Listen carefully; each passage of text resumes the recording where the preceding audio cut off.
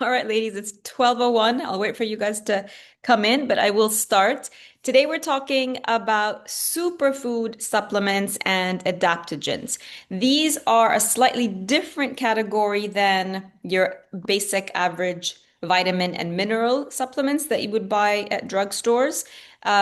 These again, I have to always reiterate, you're not deficient in any of these. So you're not deficient in spirulina or moringa or ashwagandha. These are all outlined in your guide. These are, again, a supplement, which means it's something that goes alongside with the major foundational work that you're doing when and if you need it further on down the line. It is not something that is necessary. It is not something that is foundational. And these are not going to heal on their own because I see this happening a lot frequently.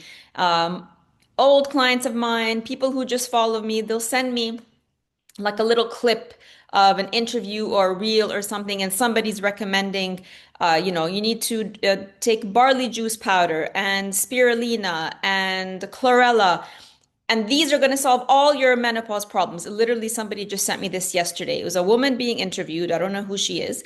And she was saying that when you hit menopause specifically, and all of a sudden you can't lose weight, you are feeling all the different symptoms that you get with perimenopause and menopause, her solution was spirulina, chlorella, barley juice powder. I'm not sure if there was one more, just those three. And then she proceeds to then tell you, you have to be very careful with the quality when you're buying these superfoods, which she's right. And don't just buy any of them. I've made the best one. Click on my link so that you can buy. I've created this combination already for you. You don't have to go and buy all of these separately and go ahead and buy this. So when you see this clip, I don't know, I haven't seen the full interview. I don't know if there's a longer interview where maybe she also talks about the need for switching out your food. Like if you are perimenopausal, menopausal, or with any chronic condition, and you're eating wheat and dairy and processed sugars and caffeine and alcohol and all the inflammatory foods, you can take all the spirulina and moringa and barley juice powder in the world. It's not going to work. So I don't know if that was part of the conversation, but the clip that gets shared on social media and which gives women this like hope for this miraculous drug just says all you have to do is take this one pill that has these three super green powders in one, and you're going to find all your perimenopausal and menopausal issues done with. So this can be so misleading, and I'm sure you've all come across this. And maybe now because you're getting into your health and getting into alternative health, maybe sort of your algorithm on social media is changing. So maybe you're seeing more of these. And I see it all the time where they just offer a miracle one pill, one powder solution. And they're always referencing these superfoods or these adaptogens. So ashwagandha, spirulina, moringa. And you think that all you have to do is go out and buy ashwagandha, and then all your stress is going to be gone. You're going to go out and get spirulina and add it to your morning smoothie, and all your menopausal and perimenopausal symptoms will be gone. No. Right now you're learning about how the body really works. You're also learning, unfortunately, about how this industry works and how marketing works. And these are incredibly healing foods. So I'm not saying they're not. They have incredible healing powers, but they are not the foundation. And they are not what you go to first before clearing out the reason why you would need them. So when they're telling you you've hit perimenopause and menopause and you have all of these symptoms, just take this as a solution. They haven't explained why you got to that point where you're considering a supplement, where you're considering something to help you. So there's a lot of gaps in the way that you're receiving information about your health. So this is where you have to start now to become very, very discerning and not just simply saying, especially when there's a lot of influencers, and a lot of influencers, they're paid to say these things. So there is no one step solution. There is no one step miracle drug that is going to reverse. They are used in conjunction with everything that you're doing. So when we talk about supplements yesterday, Those are meant to plug in your deficiencies of simple, basic vitamins and minerals that you're supposed to be getting from food, but for whatever reason, you're not. So those are essential. Vitamins and minerals, whether you're getting them from your food, whether you feel you need to supplement with a pill, those are vitamins and minerals are foundational. And that's why we start with food first. And then if something is missing, we'll add a vitamin, we'll add a supplement, the best quality that you can find, ideally sourced from food and not synthetic, because your cells thrive on live hydration, live enzymes, live vitamins, and live minerals. Those are foundational. When we look at the superfoods and the adaptogens, these are not foundational. None of you are deficient in spirulina. You can be deficient in vitamin C. You can be deficient in vitamin B12, in magnesium. But are you deficient in ashwagandha? Are you deficient in barley juice powder? Are you deficient in any of the superfood and adaptogen categories? No. These are typically more on the enhancement slash medicinal end. So these are not foundational. These are, again, once you've created that foundation, 2 or 3 months in, and you feel like you could get a boost in a specific part of your health, this is where you would bring this in. So we would start with first looking at the basic raw materials, which are your vitamins and minerals. What is potentially missing there? We start with that. If after that you still feel like there's something that's not quite working for you, you're still stressed, you're still anxious, maybe the liver is, you're doing all of this, but the weight loss is still really slow after 3 months, then we would plug in the superfoods and the adaptogens. So they're another layer above and beyond the basic layers of food and then supplements of vitamins and minerals you might be deficient in. And then we add these enhancers, which they're more medicinal than they are foundational. And unlike the synthetic supplements that you would buy, vitamin C, magnesium, you name it, these are actually herbs. They are actually grown in nature naturally. They have been around for thousands of years, depending on where you are in the world. They have been part of sort of ancient traditions and certain cultures. But because the world has become so small, we're now becoming aware that, right, they use this in in Peru. Ashwagandha is being used in Peru, or maca comes from Peru. Spirulina comes from, I think, Asia, Japan, something like that. And we're able to source healing, um, you know, protocols from other parts of the world, from ancient traditions where they really benefited. So none of us have grown up, especially if we're not part of those ancient traditions, none of us have grown up deficient in any of these. But can we make use of and enhance our health with them? 100%. But don't ever feel pressure like you're missing something if you don't have ashwagandha, if you don't have spirulina. You're not. You're definitely not deficient in any of them. Just so for your own knowledge and your own empowerment, if you ever look at or if you ever come across an interview, a reel, an influencer telling you that all you need to do is pop an ashwagandha pill and all your problems are going to be solved. By now, you would know better than that. And you would understand that it would be something that you add in addition to what you're doing. So you have the information on those in your guide. The same way that I recommend as a first supplement would be magnesium for everybody to sort of balance many different issues and potentially rule out the need for any other supplements. I would say when and if you choose a superfood supplement, I would go with spirulina as one of the first ones to add in. And then in terms of adaptogens, I would say especially for women and especially perimenopause and menopause, I would choose ashwagandha, because especially adaptogens, they're at a higher level of healing. They go very deep within the body. And as their name suggests, they adapt to whatever is happening chemically, biochemically in your body to help to balance that. So with supplements and superfoods, you can start to feel the difference very quickly. It's a deficiency in a certain vitamin, a certain mineral, and you plug it in, and within a few days, you can start to feel a difference with those. With adaptogens, because they take time to work with your body, you might not feel a difference in their effect for at least a month, sometimes 6 weeks. So you do need to be patient with those. If you're taking them and not really feeling anything happening, that's how it's supposed to work. Unlike spirulina, unlike barley juice powder, unlike, a magnesium or vitamin C or B12, those you can actually feel the effects almost on the second or third day, depending on how deficient you are. But adaptogens, as the name suggests, they are there for the long haul. They are there for the longer healing process that's happening in your body. Any questions? Oh, let's see. Oh, creatine, part of clean eating. I don't consider creatine part of anything, right? So those are, again, sort of like the always recommended by trainers. Like for me, it goes under the same category as the whey protein and all of this.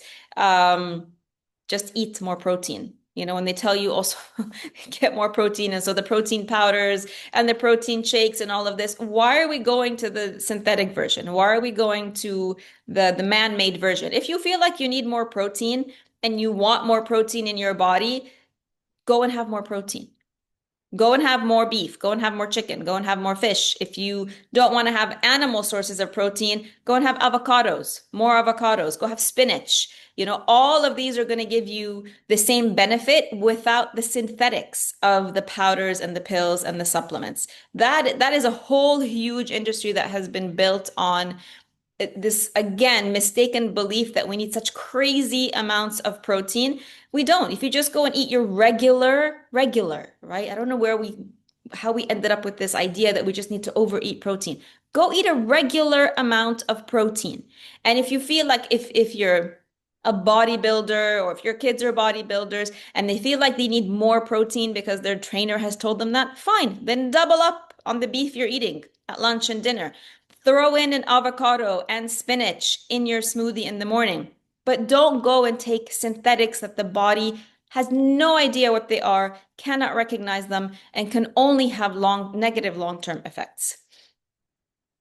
Moringa, yes, Jihan. Moringa is considered a superfood supplement, like spirulina, like barley juice. So yeah, this one also, again, you're not deficient in it. It's fully natural, just like spirulina, just like those. For the most part, I found that the herbs that have been turned into powder, like spirulina, like moringa, for the most part, most manufacturers keep them really clean. You won't find other additives or fillers or anything in them. So those are perfectly fine, perfectly non-toxic, let's put it that way.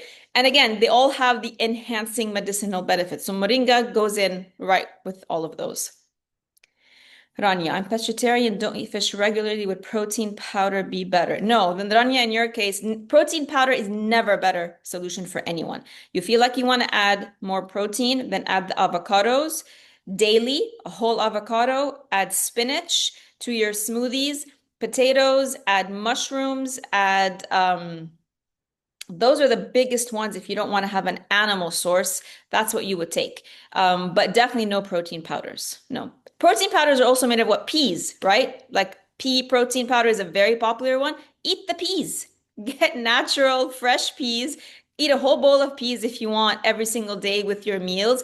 If you want to get peas and throw them in your smoothie in the morning, you can do that. Why are we going for, dried up, dehydrated peas that are mashed up into a powder when you can go and have fresh peas? So peas, avocados, spinach, potatoes, mushrooms, those are all going to up your intake of protein. If you do well with the legumes, so let's say you have options to also add in lentils, chickpeas. If your body is able to break these down, these are very difficult to break down in general. These are not easy human consumption foods. And the reason we know that, generally, when you look at what is better for us to eat, what are we supposed to eat, anything that takes a lot of preparation in order for us to eat it, that's your automatic red flag that this is not something that is created for easy consumption for us. So when you look at lentils, when you look at chickpeas, you have to soak them. You can't just take them dry and boil them and eat them. They have to be soaked. They have to be soaked overnight. People didn't just go in ancient times and pick them off the trees and just consume them. There was a process, and it takes a little bit of time, but it absolutely is necessary because lentils and chickpeas and all of these contain something called phytic acid. And phytic acid is an anti-nutrient, which is another red flag as to why it's not potentially the best foods for human. We like it, who doesn't love hummus, but you need to know this. So phytic acid is present in all of the beans and the legumes. So all of them, hummus, lentils, the chickpeas, lentils, all the beans, fool, definitely also in rice, in nuts. And phytic acid, we say it's an anti-nutrient. So what it does when you eat it, it gets in the way, it interferes with your body processing and absorbing all the vitamins and minerals you might be consuming from high nutrient dense foods like your fruits and vegetables and even your animal protein. It breaks down the body's ability to make the most out of those nutrients. It gets in the way of that. It's called an anti-nutrient, phytic acid. So the reason we have to soak them is to release the phytic acid from these foods so that there's less phytic acid when you consume them. And if you notice, if you've ever soaked chickpeas or ever soaked lentils, the foam that comes out, that is the phytic acid. So it's absolutely necessary to soak them overnight, minimum overnight, and squeeze some lemon juice on them or apple cider vinegar that helps also to release the phytic acid. And then you need to rinse it 6 or 7 times the next day really, really well to get rid of that water full of the phytic acid, and then you can cook it. So if you feel you want a more plant-based source of protein, besides avocados and spinach and peas. And if they work for you, and that's the reason why a lot of people can't digest these because the phytic acid causes bloating. They're difficult to break down. They're a bit tough on the digestive system. So given all of that, if it works for you, then you can definitely also add that in. That will still be 100 times better than you taking an artificial synthetic protein powder. Jahan, when can I add spirulina, moringa, ashwagandha?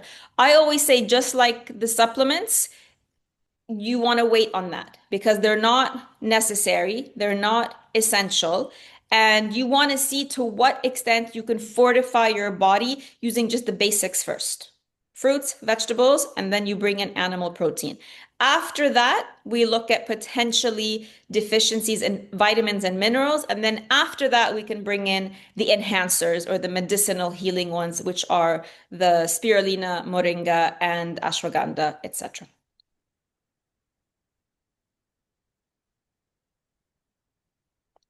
And all of you are way too early in. I mean, Rania has done this process. May has done this process the most out of everybody here. So, and so they would be able, let's say, bring things in sooner than somebody who's just been doing this for 2 weeks. So if you've only been doing this process for 2 weeks, it's still very, very very early days for you to feel the true power of what you're doing. You're starting to feel it, but you still have a while. And this is why we have 3 months together.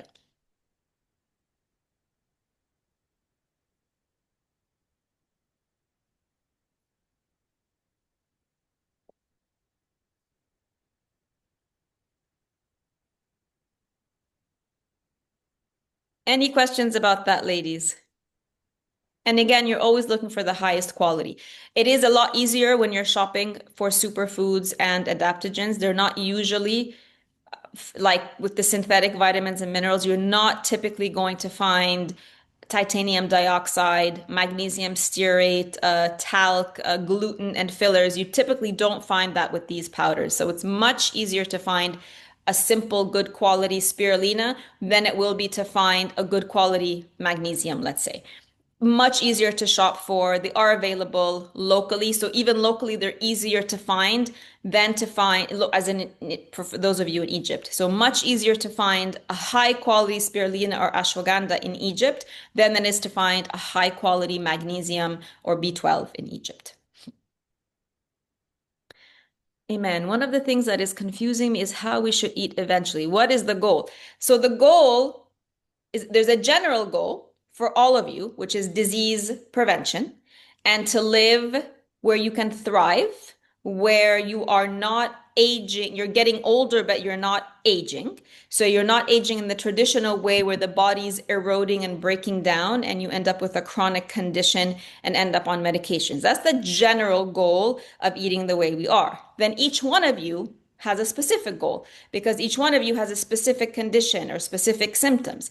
So your goal is to become, in whichever situation you're in, to become symptom free. And if you choose medication free. So that is, let's just say, your first goal in this program. That's the first thing you want to accomplish. And then once you're done with that, then how do you maintain that so that as you get older, whatever symptoms and condition you've got don't get re-triggered, so you don't reverse what you've done, and that you can continue to thrive as you get older, God willing, without medications. And whatever you are, whatever age you are now, you are able to literally continue with the same energy, with the same sleep, with the same enthusiasm, with no aches, no pains, no medication, no disease as you get older. And the way to do that is to 90 to 95% of the time you are consuming fruits, vegetables, animal proteins, good fats.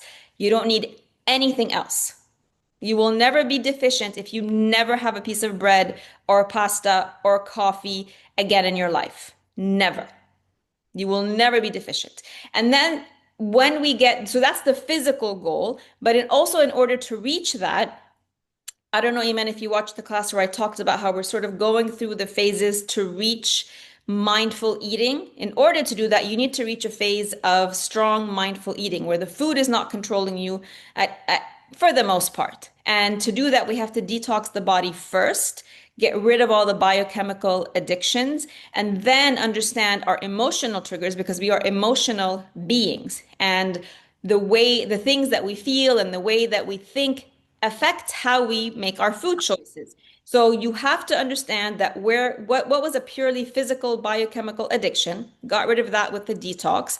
Next week we'll talk about the emotional. What are your emotional triggers?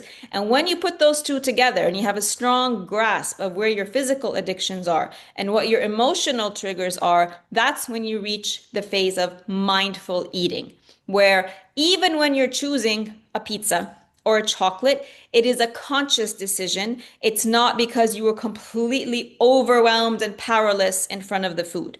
Mindful eating is not about being perfect. It's not about eating the perfect food 100% of the time. It's about the level of consciousness behind it, where you're making those decisions about what you're eating very powerfully, whether the food is optimally good for you or not. So and that also plays into how you get older. Are you continuously struggling with this food? Are you continuously struggling with what I should eat and do you have this mental struggle all the time that so many women have? Or are you confident? You know that you've healed your terrain, which is what you're currently doing. You've healed your terrain to an extent. You've healed your emotional health to an extent that you can literally choose anything that you want to eat whenever you want to eat it, and it's going to have a minimal effect on you physically and emotionally. And with emotionally, I mean, you lose a lot of the guilt around it, right? So many of you have reached out to me the past few days, once everybody's sort of done the 9 days, and, I slipped up. I feel so bad. I feel so guilty. I ate this, I ate that. There's so much guilt around just what you put in your mouth. And this is something that as women we have to unlearn. The way you eat is not a measure of your character. Does not define whether I'm good or bad. But how many times have you said, I've been so good today, I followed the plan exactly, or I was really bad today, I went and I had, pizza. Mindful eating, by the time you get to a true state of mindful eating, you've eliminated that. You don't feel guilty. You make a choice, you enjoy it, you're done, you wake up the next day, you know that where the priority is the healing foods. So specific goals for each one of you, general goals, and then the very lofty goal of mindful eating. Good. Okay, go. I don't know which call it was, Iman, but if you've missed any calls, go back and rewatch them and you'll hear me talk about this. Jahan, what difference does it make if lemon water is warm or room temperature? There is no difference. That's a preference. Some people, especially when it gets cooler, you're going to feel like you want something warm in the morning. but it doesn't make any difference if you do room temperature or warm. That's just how you would prefer to drink it. Lemon juice. So you start with the 500 milliliters of water. You start with that first, and then so there's either a big lemon or the limes, Egyptian limes. I do 3 or 4 of the Egyptian limes in the 500 milliliters of water. That would be the equivalent of 1 large lemon. So either 1 large lemon or 3 or 4 small limes. And then I like to put honey on mine also.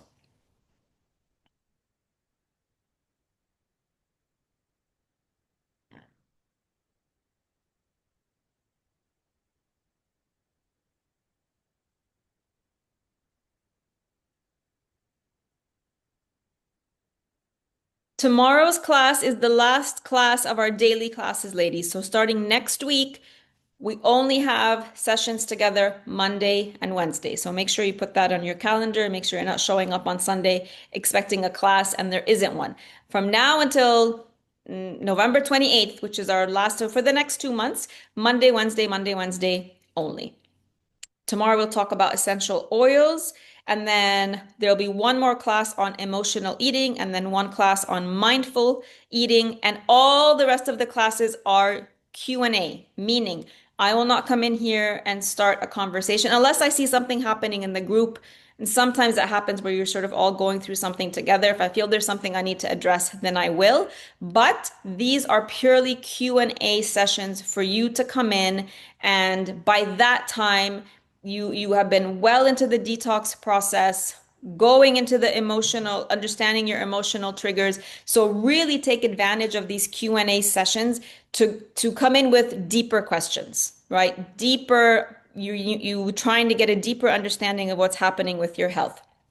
When you transform your health, a lot of women sometimes start to have questions about other areas in their life because you sort of clear the cobwebs from your head. You start to understand yourself emotionally, so you can potentially start to reevaluate everything that's happening in your life. So I am a certified transformational coach, so it's not just about nutrition. So if you feel things shifting in your life, if you feel like the habits that your new habits and the new way of being, and maybe you have trouble adjusting now with the old ways, with people you used to associate with. Those are things that could potentially happen when you change how you eat and you clear everything on the inside. And that needs guidance and support as well. So you guys will be coming in with the occasional question about food, but like I told you before, the food piece is just on repeat right now. There's not going to be anything new when it comes to food. You are either doing a deep detox, you're doing the hybrid,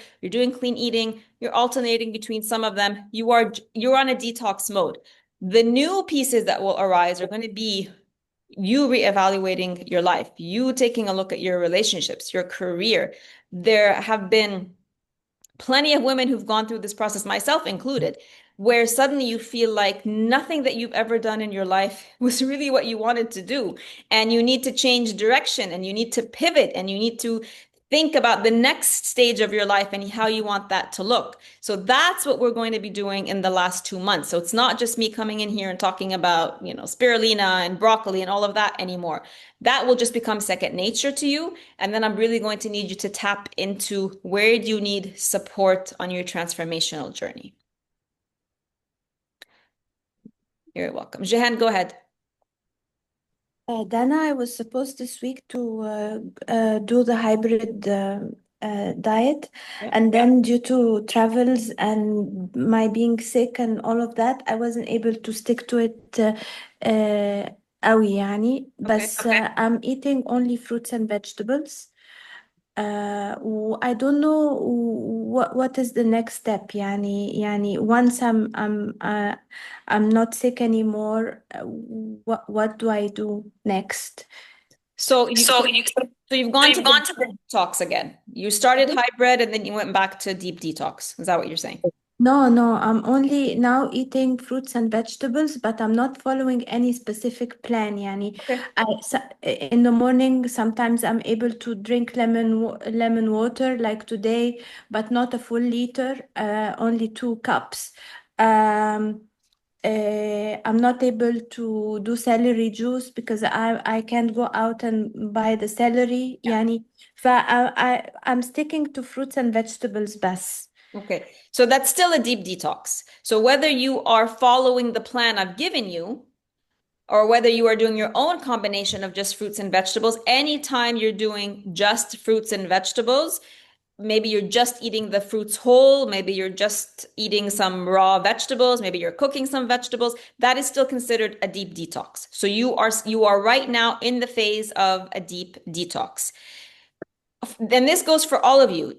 The phase that you choose or the level of detoxing that you choose mainly depends on how is your healing going? How are your symptoms going? So think of if you can't remember, go look at where you introduced yourself in the group.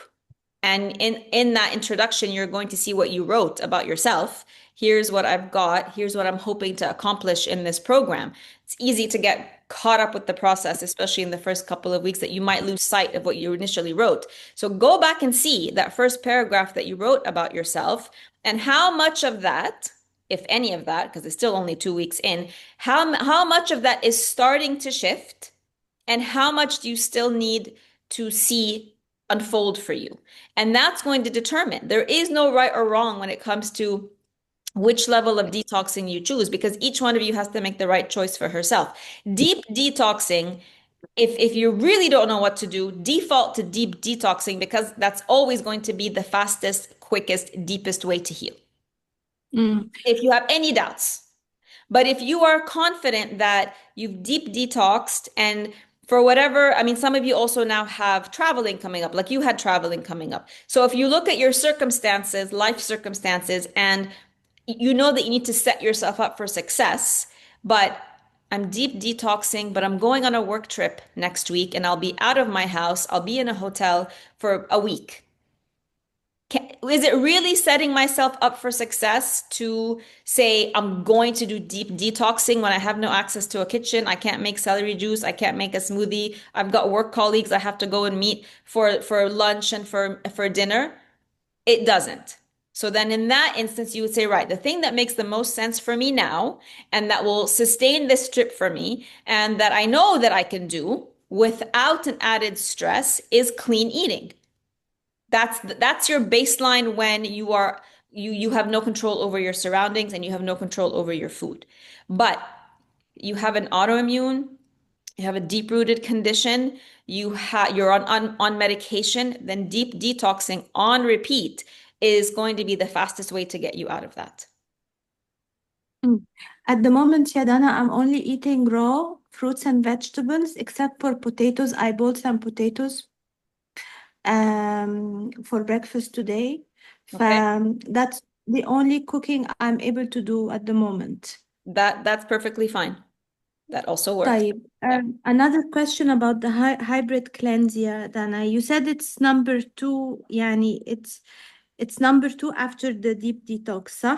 Yes. Yes. Now that I've tried it for a couple of days, I'm a bit confused why it's number two, because in many ways for me it seems like a bigger detox because there is Yeah. more liquid, there is more liquid in the morning, more liquid at lunchtime. And while I was doing the deep detox, I was eating much more solid food, for example. Yeah. So why is it number two, not number one? The main reason I would say is if you choose to have potatoes for breakfast, which is what you're doing. So instead of having pure raw for breakfast, regardless of what you do the rest of the day, instead of having just a pure Ah, raw fruit, and fruits are more deep detoxing than vegetables. So as soon as you put something cooked, ah, first thing in the morning, you've slowed it down. It's not a bad thing, but you've just slowed it down. ah. But Now, what if I keep the boiled potato, for example, for dinner? Would that make it a deeper detox? if whenever And I you can eat have, anything, sorry, go ahead.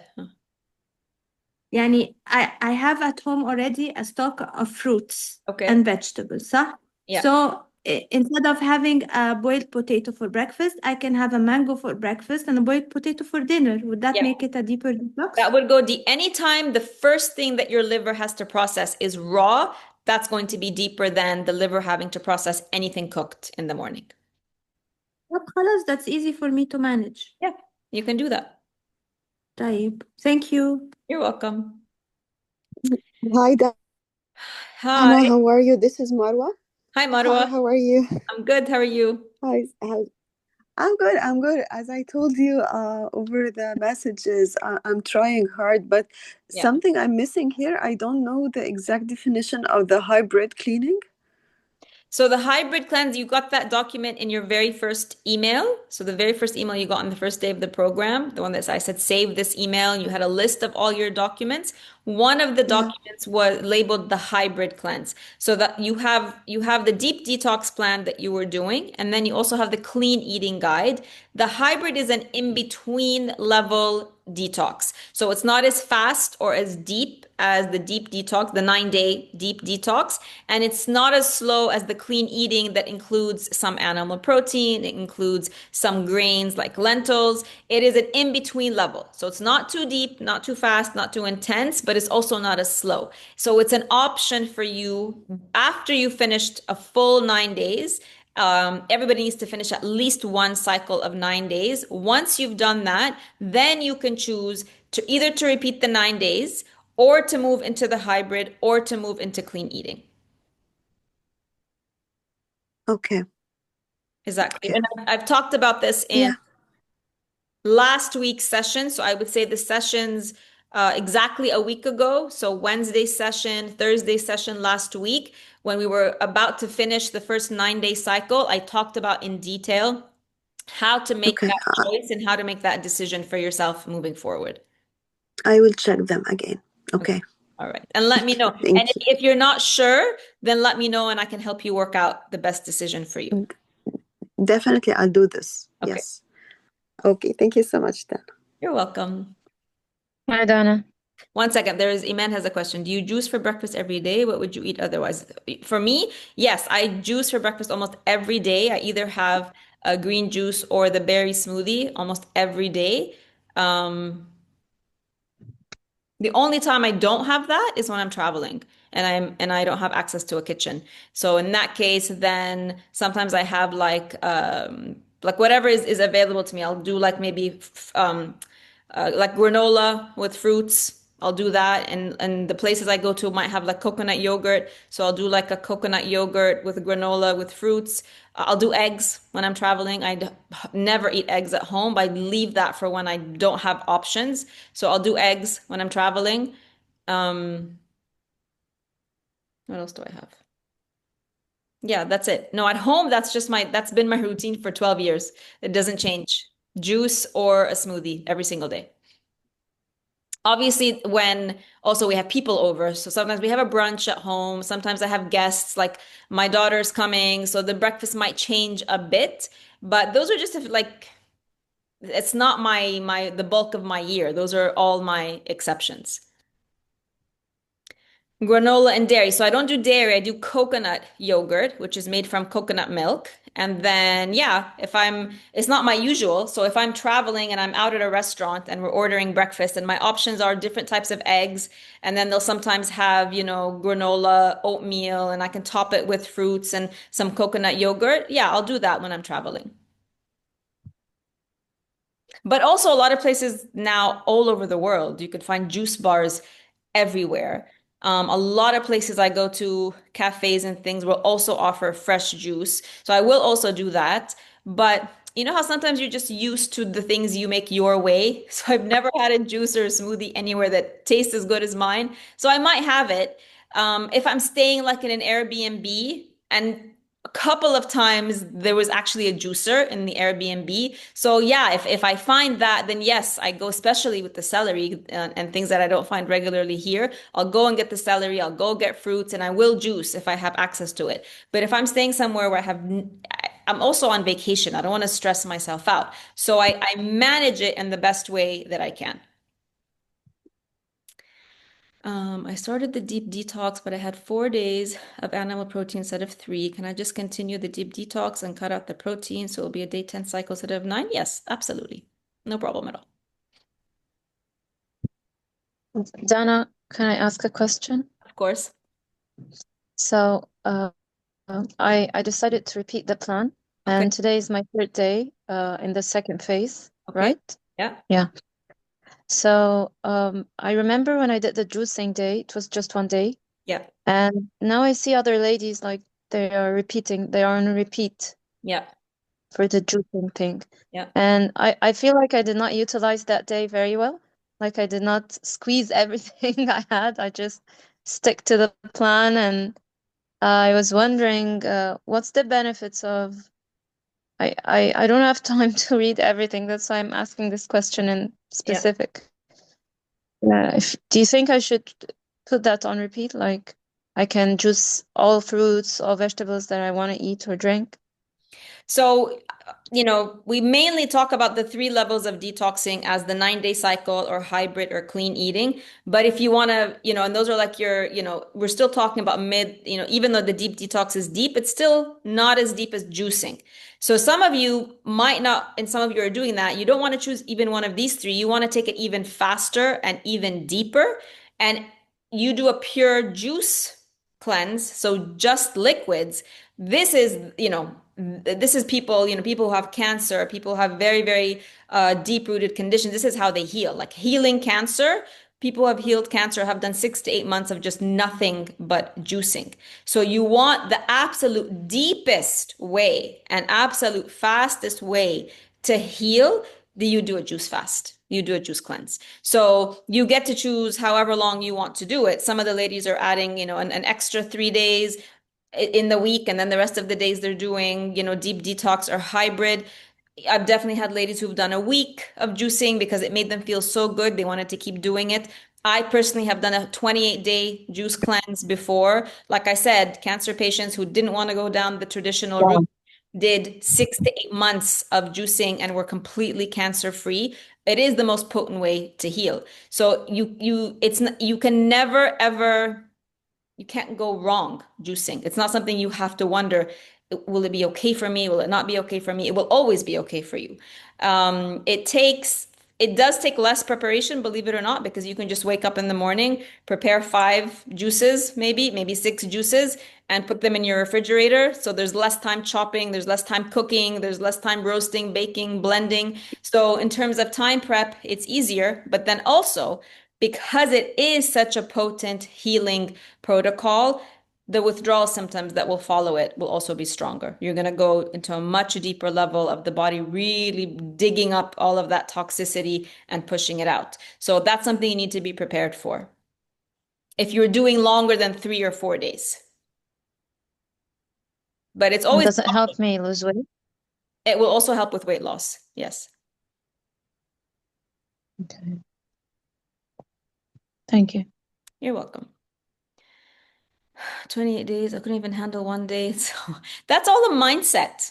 Everything you do is a mindset. It was definitely a challenge. And I remember I did it with my husband a few years ago. Since then, we've done maybe like a week here, 2 weeks here. We haven't done the full 28 days again. And definitely at the beginning, I mean, imagine all the withdrawal symptoms that you go through when you're doing, our 9-day deep detox. They're magnified. And imagine all the mocking and the criticism and the pressure that you find when you're eating foods. Imagine how that's completely magnified when you're just drinking juice. And we had to do that because in 28 days, there are family gatherings, there are outings, you have people coming over, and it's a mindset. We were determined. We just went with our juices everywhere. Everything is a mindset. If you think you can, how did it go? If you think you can, you can, and if you think you won't, you won't. There's a saying that goes something like that. It's actually at that basic level of how you decide, or if you decide you want to do something or not. And then after the first week, it's not hard. That's it. The first week is the withdrawal symptoms, very heavy withdrawal symptoms. After that, you feel amazing and the energy is just crazy. And so you just want to keep doing it. I think the most challenging week was the third week because the third week you feel like I'm done. Like, why do I have to do this anymore? I feel like amazing. And for both of us, every single thing that was an issue was gone, but you've committed to the 28 days. So I think the last week, from the end of the third to the very last week was like, ugh, okay, come on. We're just finishing for the sake of finishing, but we already felt amazing by the third week. I highly, highly recommend it. If you do it, the best time to do it is in spring and summer. Definitely not recommended in the winter because it's all cold. And in the winter, we want some warming foods. But in the springtime, and that's when we did it, springtime is when you're naturally coming out of winter and naturally feeling uh like you like a and that's what spring is all about. It's like rebirth. It's like coming out from the dark, and you want something new and refreshing. And it was, in terms of timing the season, it was perfect to do it in the springtime. And if you watch the movies, that's why I added the movie on the group and in your emails, the Super Juice Me movie. That's what we did it on, based on that plan. So that movie is about Jason Vale, who created this. He took eight people on a journey of doing the 28-day juice plan, and we followed that same exact juice plan. And you see how in 28 days, he takes eight people with 22 different conditions, and they basically all heal at the end of the 28 days. And that movie is definitely inspirational. If you feel like you want to do this, or even if you just want to do 5 days of juicing, 3 days of juicing, and you need motivation to do it, watch this movie, and you will feel like you just want to wake up the next day and do it.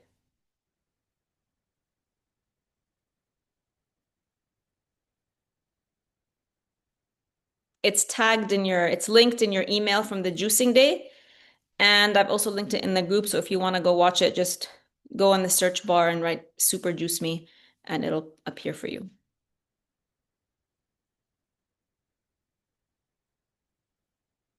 I actually watch that movie at least once a year for inspiration.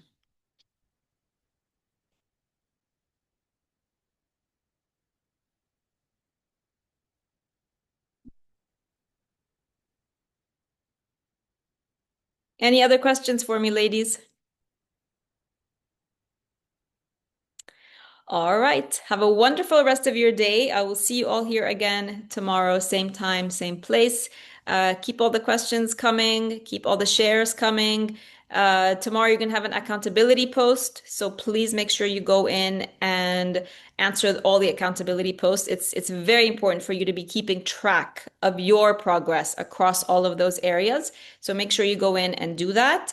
Thought model, I've only seen two. I've only seen two. Think about why you have the resistance around it. It is such a powerful tool. Think if you're having resistance to it, then think about the amount of resistance maybe you had at the beginning of the program to stopping coffee or stopping your favorite foods. But how do you feel now that you've done it? So if you have that kind of resistance to the thought model, then remind yourself that what's going to happen at the end of it is worth you pushing through that resistance to do it. And then for all of your products, beauty products, we talked about that a couple of days ago. Only a couple of you have shared your products with me. If you have questions about your beauty products, skin, hair, body, you name it, share it on the group so that I can tell you whether the products you're using now are good to go or not. All right, ladies? Thank you, and I will see you tomorrow.